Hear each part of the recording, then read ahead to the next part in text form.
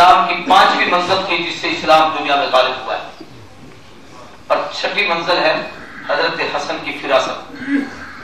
سارے کو حضرت حسن کی کہ منافقوں نے حیدر کرام رضی اللہ تعالیٰ اور امیر معاویہ کے درمیان جو اختلاف ڈلوانے کی کوشش کی، یہ حسن کی فراست تھی جس نے اس اختلاف کو ختم کر کے ان میں محبت پیدا کی.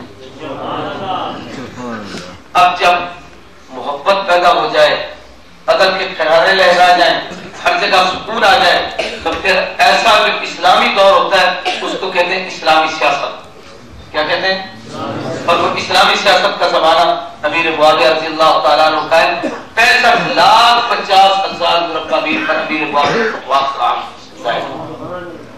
اب جب اسلام کا غلبہ مکمل ہو گیا ہے، فتوحات کا دروازہ مکمل ہو گیا ہے، تو یوں سمجھ لو جس طریقے سے قرآن مجید کی 7 منزلیں ہیں، ایسے غلبہ اسلام کی یہ 7 منزلیں ہیں. جیسے قرآن کی آیات 2 قسم ہیں، ایسے صحابہ کی جماعت 2 قسم ہے. جیسے وہاں پر قرآن مجید کی صورتوں کی 2 قسمیں ہیں، ایسے پیغمبر کے یاروں کی 2 قسمیں ہیں. جیسے قرآن 23 سال میں مکمل ہوا ہے، ایسے جماعت صحابہ 23 سال میں مکمل ہوئے.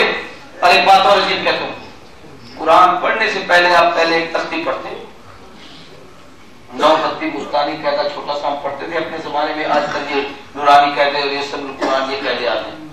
اس میں پہلی تختی ہوتی ہے جس کو حروف ہجا کہتے ہیں، تہجی کہتے ہیں. ایک ایک حرف الف با تا سا. یہ تختی الف سے شروع ہوتی ہے اور یا پر، سارے بولو، الف سے شروع ہوتی ہے اور یا پر. اونچی بات سے الف سے شروع ہوتی ہے اور یا پر. غور کرو تو میں بات سمجھاؤں کہ اس تختی کے اندر کل حروف کتنے؟ 29. اور اگر الف حمزہ علیحدہ علیحدہ نہ گنو، ان کو علیحدہ علیحدہ کر دو تو 30 بن جائیں گے. تو بات کو سمجھو، یہ جو 29 یا 30 حروف ہیں، سارا قرآن انہی میں سے ہے یا باہر سے ہے؟ سارے بولو، سارا قرآن ان حروفوں میں سے باہر سے نہیں ہے.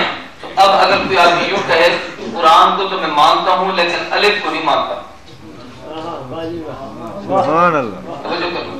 قرآن کو تو میں مانتا ہوں، الف کا حرف نہیں مانتا.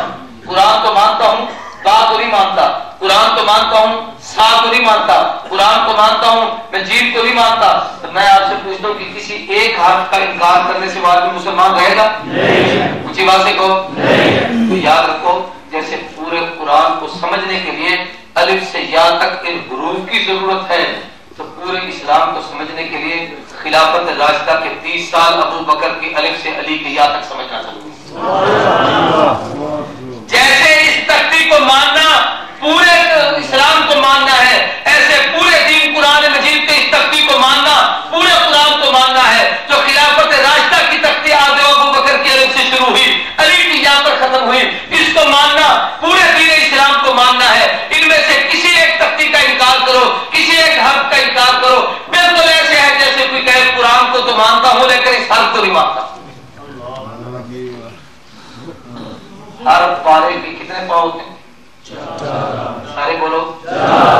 یہ 4 کا عدد بھی بڑا قیمتی ہے کہ 4 پائے.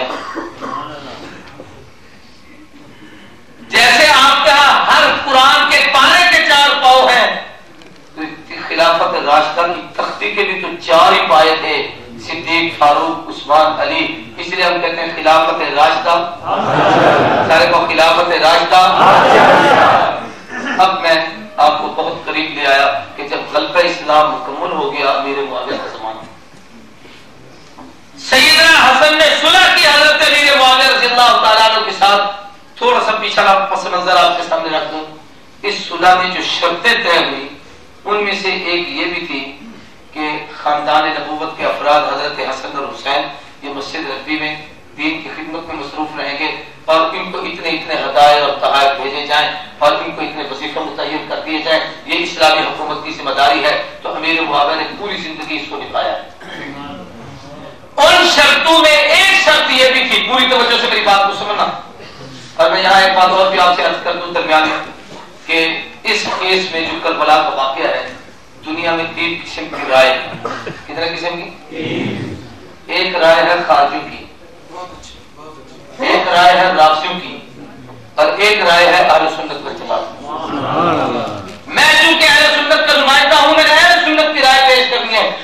رائے تو بتاتا ہوں، دلائل پر بحث نہیں.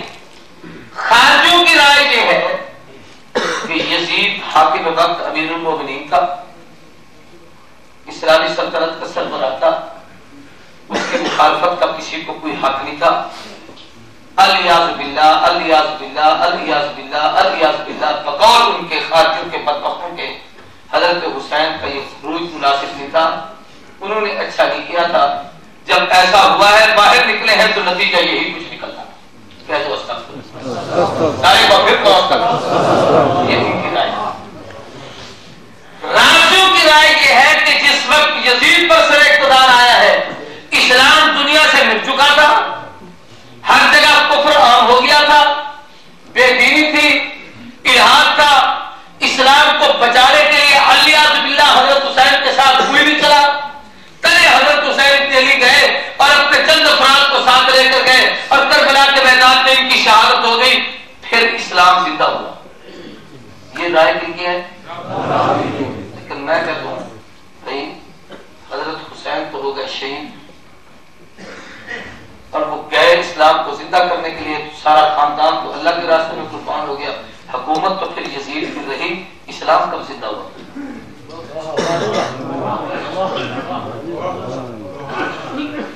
وہ کون سے لمحات تھے جس وقت تم کہتے ہو اسلام زندہ ہوا ہے؟ اہل سنت والجماعت کی ایک رائے ہے جس پر میں آپ کے سامنے اس موقف کو بیان کرنا چاہتا ہوں، اور انتہائی محتاط، ایک بڑا نازک مسئلہ ہے جو کہ تاریخی مسئلہ ہے. اس میں بالکل دو پہلو ہیں. ایک طرف اہل بیت حضرت حسین اور خاندان نبوت ہے، اور دوسری طرف بہت بڑے بڑے جلیل القدر صحابہ بھی ہیں جنہوں نے یزید کے ہاتھ پر ہاتھ رکھا تھا اور اس کو اپنا حاکم قبول کیا تھا. اگر اس کو اسلام اور کفر کی جنگ سمجھا جائے تو پھر یاد رکھنا اور بڑے حوصلے سے اس بات کو سمجھنا، پھر ان صحابہ کے متعلق کیا کہو گے کہ کیا وہ کفر کے حامی بنے تھے اور کفر کے ہاتھ پر کیا کرتا تھا. مولانا اعظم طارق 80 گولیاں سینے پہ کھا جائے وہ کسی بات پہ کمپرومائز نہ کرے، اور جن کی عزت کے لیے اس نے جان دی انہوں نے یزید سے ایسے کمپرومائز کر دیا.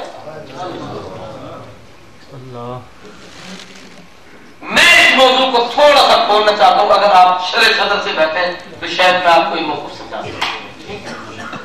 توجہ ہے؟ پریشانی تو نہیں ہے؟ اور میں اس بات کو جتنا مشکل کر کے بیان کروں اس کو اتنا آسان کرنے کا بھی اللہ نے مجھے سلیقہ دیا ہوا ہے. انشاءاللہ آسانی سے میں آپ کو سمجھا سکتا ہوں. نعرہ تکبیر، نعرہ رسالت، نعرہ صحابہ، عظمت صحابہ، علماء حق، علماء دیوبند.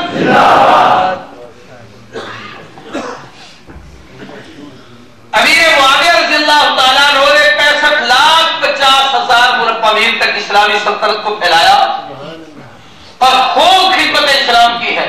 اس کا کوئی شخص انکار نہیں کر سکتا.